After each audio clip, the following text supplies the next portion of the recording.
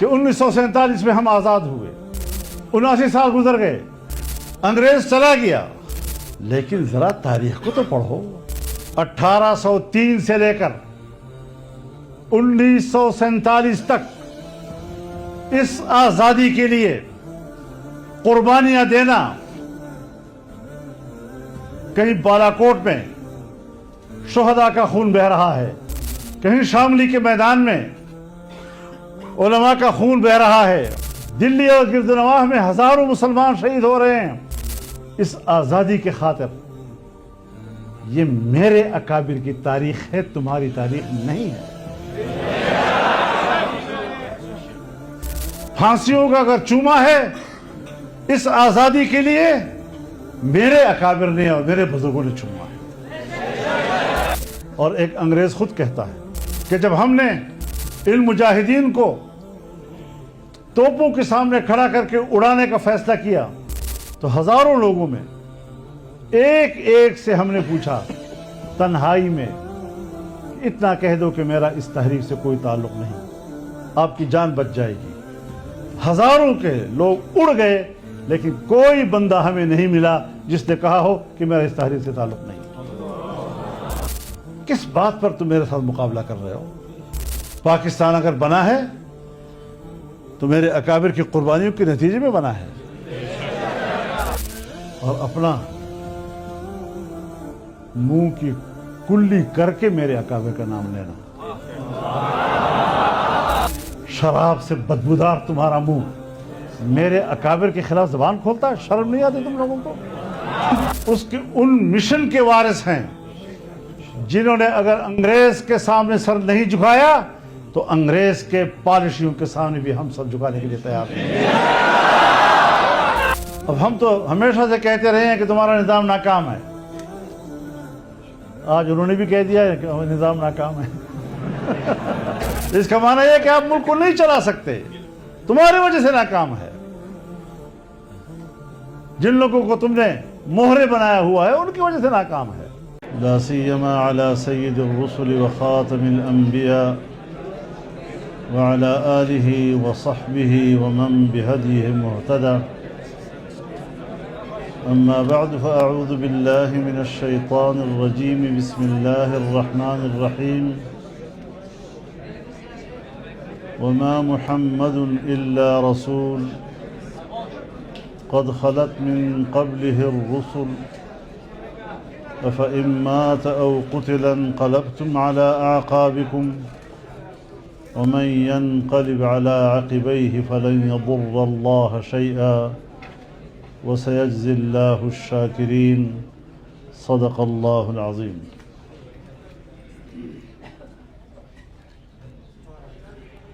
جناب صدر محترم مولانا اسعد محمود مکی صاحب، ہمارے مہمان مکرم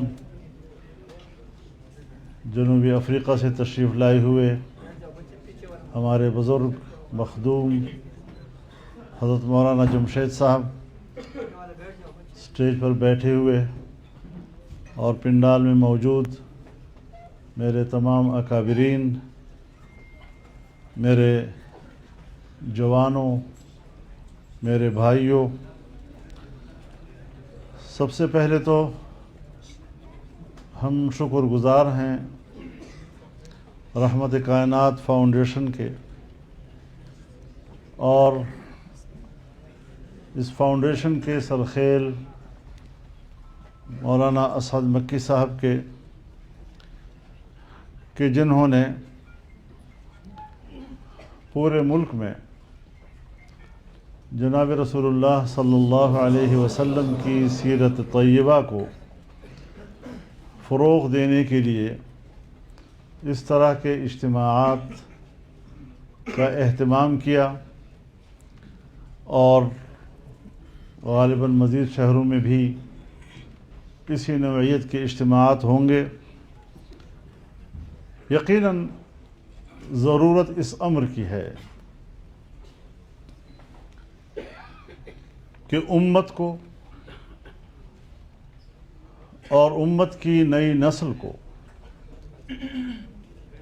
جناب رسول اللہ صلی اللہ علیہ وسلم کی سیرت سے آگاہی دی جا سکے۔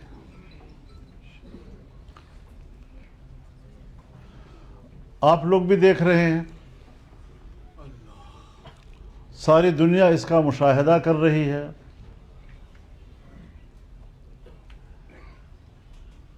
کہ نئی نسل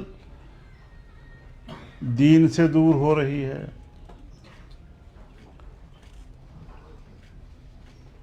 وہ خود کو دین کی رہنمائی کے محتاج نہیں سمجھ رہے،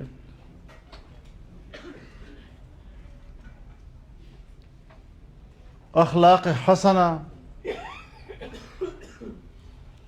وہ ناپید ہوتا چلا جا رہا ہے۔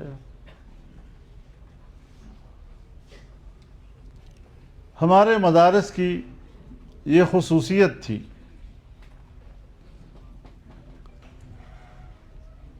کہ وہ دین کی تعلیم بھی دیں اور دینی تربیت بھی دیں۔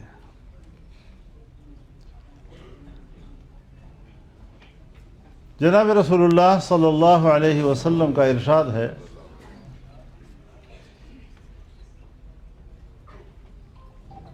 انما بعثت معلما، میں استاد بنا کر بھیجا گیا ہوں۔ اور دوسری جگہ ارشاد فرماتے ہیں، بعثت لأتمم مکارم الاخلاق،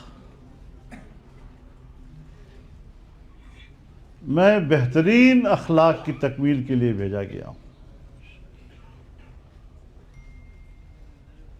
قیامت کے روز جب وزن اعمال ہوگا تو اسی کا ترازو بھاری ہوگا جس کے اخلاق اچھے ہوں گے۔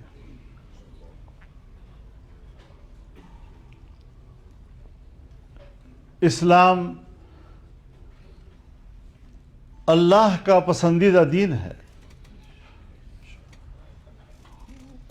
اور اس پسندیدہ دین سے اللہ نے ہمیں نوازا ہے۔ اس سے بڑی نعمت اور کیا ہو سکتی ہے؟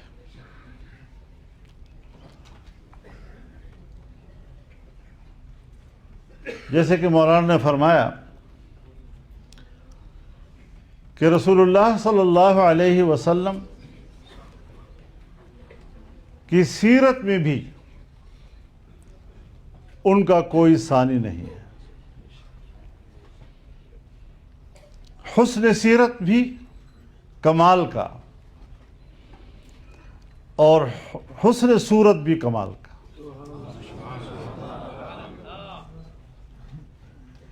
چنانچہ صحابہ کرام رضوان اللہ تعالی علیہم اجمعین نے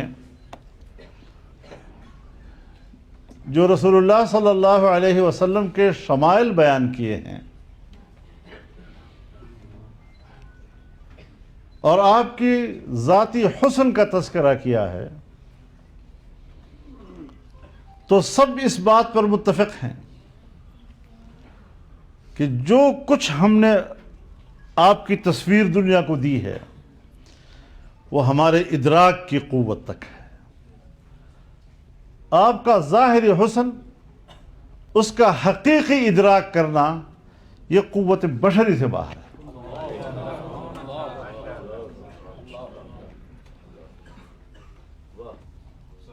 یا صاحب الجمال و یا سید البشر،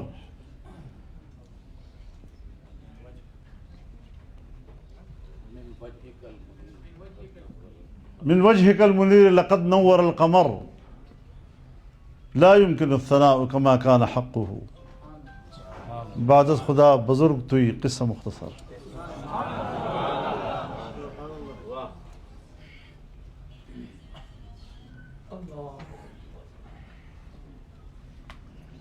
ہمارے اکابر نے جن مدارس کا اہتمام کیا،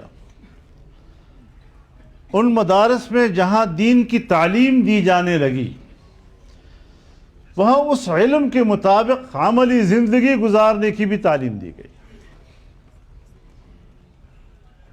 اور اس میں اخلاقیات کا پہلو بھی ہے، اس میں عبادات کا پہلو بھی ہے،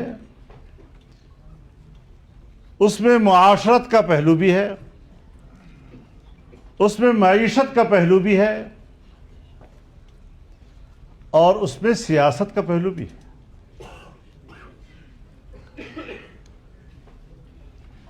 ہر لحاظ سے امت کی تربیت کرنا، لیکن تعجب کی بات یہ ہے کہ دینی مدارس کے حوالے سے انگریز کے زمانے میں بھی اور آج کے دور میں بھی، عالمی سطح پر بھی اور ملک کے اندر بھی، مدارس کے علماء اور طلباء کے اس طبقے کو کبھی دقیانوسی کہتے ہیں، کبھی اس کو پسماندہ طبقہ کہتے ہیں،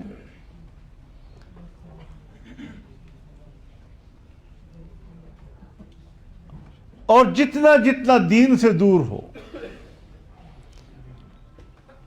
دین کی پیروی سے جتنا جتنا بے پرواہ ہو،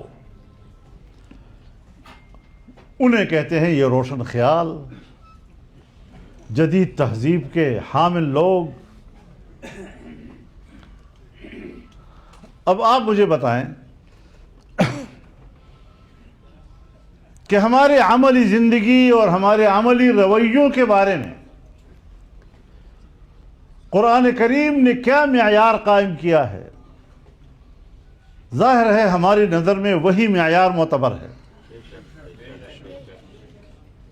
وَكَذَلِكَ جَعَلْنَاكُمْ أُمَّةً وَسَطًا، ہم نے تمہیں ایک میانہ رو امت بنایا ہے۔ یہ میانہ روی کہاں سے آئی؟ انسان اپنی خلقت میں انتہا پسند ہے۔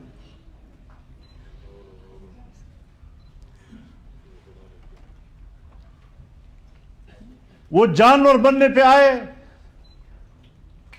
تو کوئی جانور اس انسان کا مقابلہ نہیں کر سکتا، کوئی بہیمہ اس کا مقابلہ نہیں کر سکتا۔ یہ شیطنت پہ آئے، شیطان کو وہ شیطانی نہیں سوچتی جو انسان کو سوچ جاتی ہے۔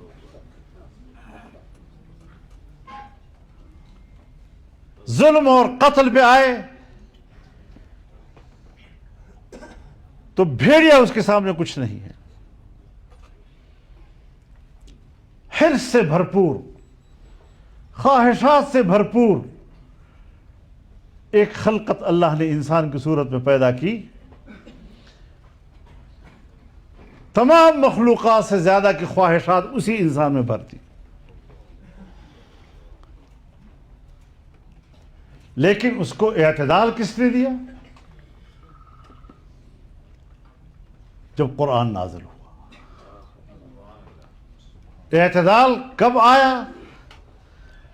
جب رسول اللہ صلی اللہ علیہ وسلم کی تعلیمات اس امت کے سامنے آئی تو قرآن کریم نے تو اعتدال کے لیے ایک معیار دے دیا ہے۔ اب اس معیار پر پورا اترنے والے اور 100% پورا اترنے والے وہ رسول اللہ صلی اللہ علیہ وسلم کی صحابہ کرام کی جماعت تھی۔ یہی وہ جماعت ہے جس پر براہ راست وحی آتی رہی اور براہ راست وحی سے ان کی زندگیاں بدلتی رہیں، ان میں تبدیلیاں آتی رہیں۔ لیکن اس سے پہلے کے زمانے کو کہ جس میں قرآنی تعلیمات کا اتباع نہ تھا، ایک پیغمبر کی اتباع کا زمانہ نہیں تھا، حیوانیت کی ایک زندگی تھی، اس زمانے کو آج بھی ہم دور جاہلیت سے تعبیر کرتے ہیں۔ تو یہ کیا بات ہے کہ پیغمبر اسلام کے مبعوث ہونے سے پہلے اور قرآن کریم کے نزول سے پہلے جب معاشرہ کسی تعلیم کا پابند نہیں تھا، کسی نظام کا پابند نہیں تھا، تو اس معاشرے کو جاہلیت کا معاشرہ کہا جاتا ہے۔ آج کے دور میں اگر معاشرہ وہ قرآن و سنت سے دور ہو جاتا ہے، صحابہ کرام کی زندگی سے دور ہو جاتا ہے، وہ کس طرح روشن خیال کہلا سکتا ہے، کس طرح وہ مہذب کہلا سکتا ہے؟ یہ بھی تو جاہلیت کا شکار ہے۔ تو میرے نوجوانوں، احساس کمتری میں مبتلا ہونے کی کوئی ضرورت نہیں ہے۔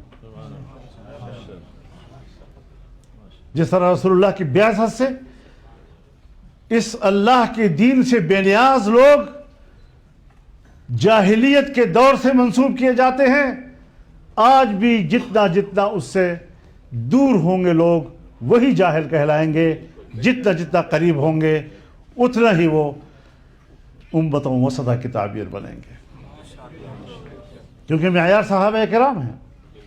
تو آج ہم نے پرکھنا ہے کہ عملی زندگی میں امت کے کون سے لوگ ہیں کہ جو اپنی عملی زندگی میں درجہ بدرجہ صحابہ کرام کی زندگی کے قریب تر ہیں۔ تو جو بھی عملی زندگی میں صحابہ کرام کی زندگی کے قریب تر ہوگا وہ امت وسط کی تعبیر ہوگا، جتنا جتنا ان کی زندگی سے دور ہوگا اتنا ہی وہ دور جاہلیت سے تعبیر کیا جائے گا۔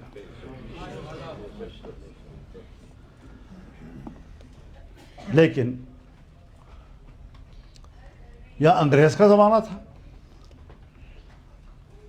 جب ان مدارس اور اس میں پڑھنے والے لوگوں کو پتہ نہیں کس کس القاب سے پکارا گیا، اور یہ آج پاکستان ہے کہ 79 سال پورے ہو رہے ہیں، اور آج پاکستان میں بھی دینی علوم سے وابستہ لوگوں کے بارے میں وہی رویے ہیں جو کسی زمانے میں فرنگی کے ہوا کرتے تھے۔ ہم مانتے ہیں کہ 1947 میں ہم آزاد ہوئے، 79 سال گزر گئے، انگریز چلا گیا، لیکن ذرا تاریخ کو تو پڑھو۔ 1803 سے لے کر 1947 تک اس آزادی کے لیے قربانیاں دینا، کہیں بالا کوٹ میں شہداء کا خون بہہ رہا ہے، کہیں شاملی کے میدان میں علماء کا خون بہہ رہا ہے، دلی اور گردنواح میں ہزاروں مسلمان شہید ہو رہے ہیں۔ اس آزادی کے خاطر یہ میرے اکابر کی تاریخ ہے، تمہاری تاریخ نہیں ہے۔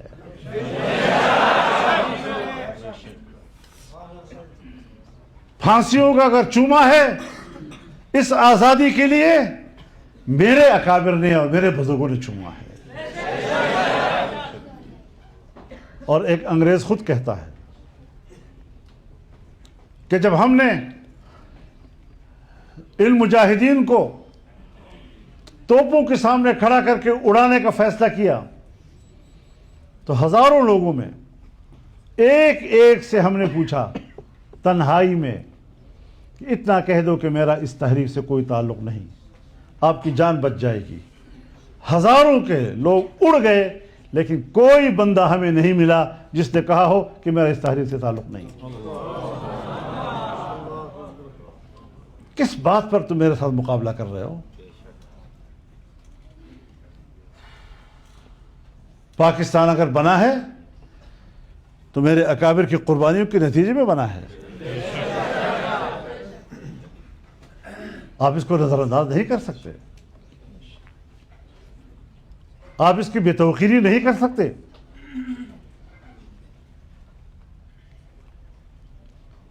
اور اپنا منہ کی کلی کر کے میرے اکابر کا نام لینا،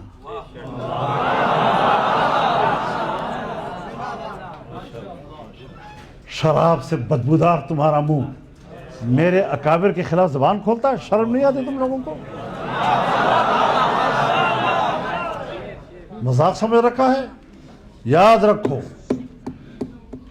ये जो हम बैठे हैं ये उन अकाबिर और असलाफ के वारिस हैं, ये उन मिशन के वारिस हैं जिन्होंने अगर अंग्रेज के सामने सर नहीं झुकाया तो अंग्रेज के पॉलिसियों के सामने भी हम सर झुकाने के लिए तैयार हैं।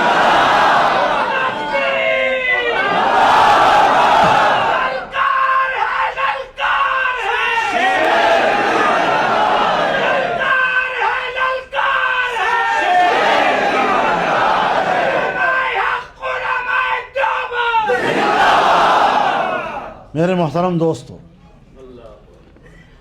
पाकिस्तान बना, पाकिस्तान के अंदर 3 किस्म के लोगों ने पाकिस्तान की तख्लीक और पाकिस्तान के वजूद के 3 तरह के ताबीर किए। एक तबके ने कहा कि पाकिस्तान इसलिए बना है कि यहां कुरान और सुन्नत का निज़ाम होगा, न अभी अंग्रेज है न अब हिंदू है, मुस्लिम अक्सरियती मुल्क है और यहां अब शरीयत होगी। एक तस्वुर यह था। कुछ लोग थे जिन्होंने इस तस्वुर से पाकिस्तान की आज़ादी की ताबीर की कि हमारी मईशत आज़ाद होगी।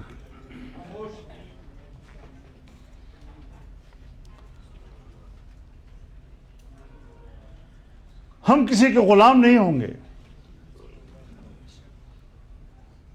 और एक तबका वो था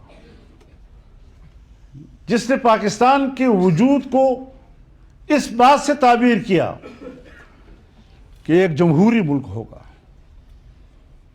और जमहूरी माहौल में हम सांस लेंगे और अपने फैसले खुद करेंगे।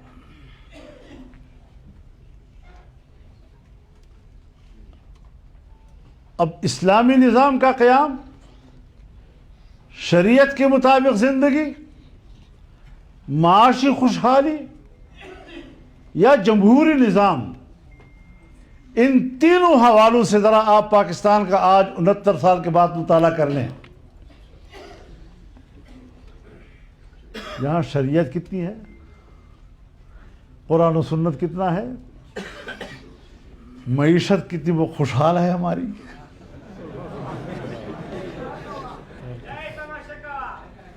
और जमहूरियत का क्या हासिल कर दिया। कौन सा मकसद है जो पाकिस्तान की किसी एक शहरी का मुकम्मल हुआ हो? कुरान और सुन्नत के तलबगार वो भी महरूमियत का इजहार कर रहे हैं, मईशत की बात करने वाले वो भी महरूमियत का शिकार हैं, और जमहूरियत की बात करने वाले वो भी मायूस बैठे हुए हैं। अब इस मुल्क के वजूद को अगर नफी की है तो तुम्हारे रवैयों ने की है।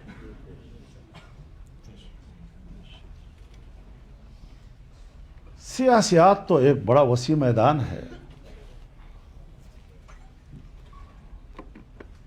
बड़ा तवस्सो है इस मैदान में। यहां तो आज कुरान और सुन्नत की बात करना हमें कहा जाता है कि मौलवी साहब अब कुरान और सुन्नत की बातें छोड़ो, अब कुरान और सुन्नत की बात करने वाला और मजहब की बात करने वालों का मुल्क की सियासत की में कोई गुंजाइश नहीं है आप लोगों के लिए। हमने अगर मुल्क की सियासत में गुंजाइश पैदा की है तो उसमें तुम्हारा क्या किरदार है? ये मकाम भी हमारे इन नौजवानों और कारकुनों ने अपनी कुर्बानियों से हासिल किया है।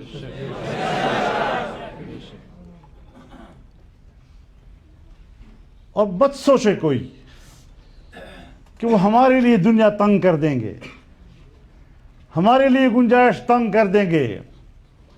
मैं उन्हें कहना चाहता हूं کہ اپنے لیے گنجائش تنگ کر رہے ہو.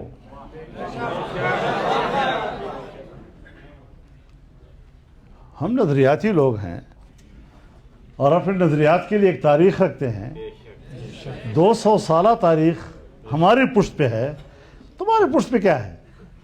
انگریز کی غلامی، خوشامد، ان کے گھوڑوں کے خرخرے، اور اس کے بدلے میں جاگیریں حاصل کرنا، بڑے بڑے جاگیردار بن جانا، یہ تمہاری تاریخ ہے. اور قربانیاں دینا یہ ہماری تاریخ ہے. تم کس چیز پر ہمارا مقابلہ کر سکتے ہو؟ تو جناب رسول اللہ صلی اللہ علیہ وسلم کے دین کی سربلندی کے لیے میدان میں اترنا یہ ہمارا مشن ہے.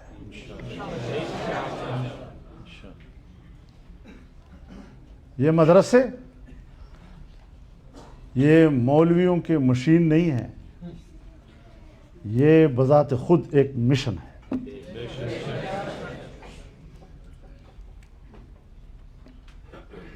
اور مولوی کا کام کیا ہے؟ یا امت کی امامت کرنا اور یا لوگوں کے جنازے پڑھانا. ہمیں قوم کی امامت کرنے کا طریقہ بھی آتا ہے اور تمہارے جنازے پڑھنے کا طریقہ بھی آتا ہے.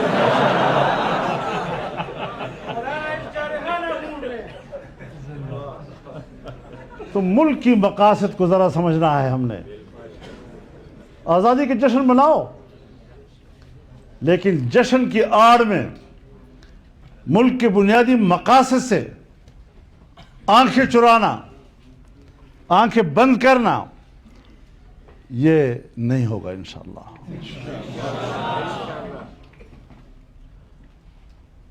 تو ہم یہی سوچتے ہیں کہ ہم نے اس دین قویم کی تقویم کرنی ہے،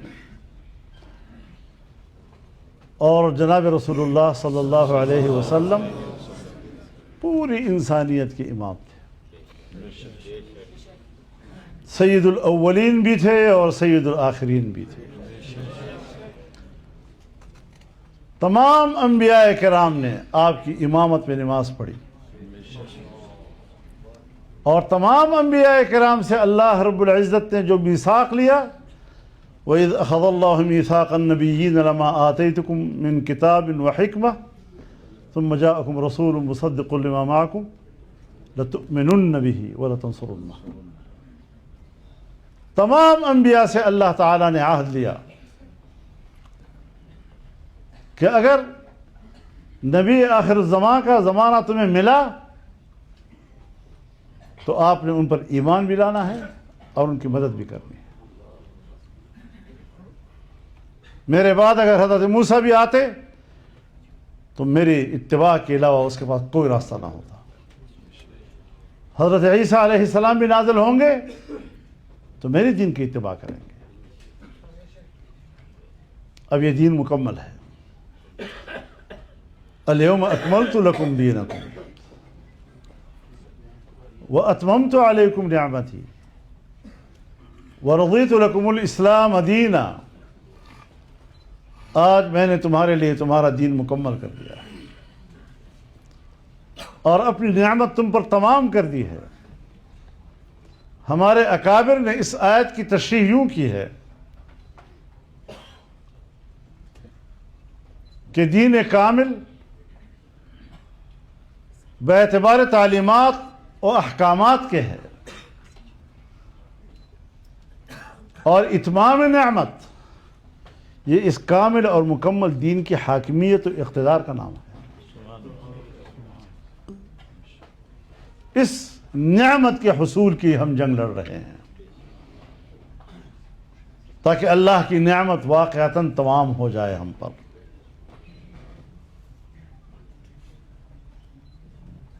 حضرت مولانا ابوالکلام آزاد رحمۃ اللہ علیہ تو یہاں تک لکھتے ہیں، یا ایھا النبی انا ارسلناک شاہدا ومبشرا ونذیرا. مبشرن کے معنی کہتے ہیں اور اسلامی سلطنت کی بشارت دینے والا.